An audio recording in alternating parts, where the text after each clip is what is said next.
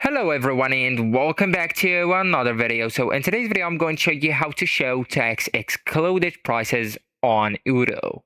So the tax excluded pricing displays the product's price before taxes are added. So for example, the product's page is showing $100. Okay, for that product, and the checkout total is 120 after 20% VAT. So this is common in the B2B stores, wholesale websites, regions where pre-tax pricing is standard.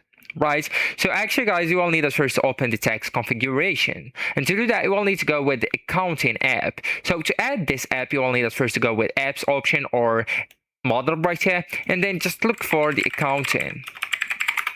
Okay, then just install it, and once installed click it and go with configuration at the top, and now just go and navigate to taxes. It's the second option under the accounting section.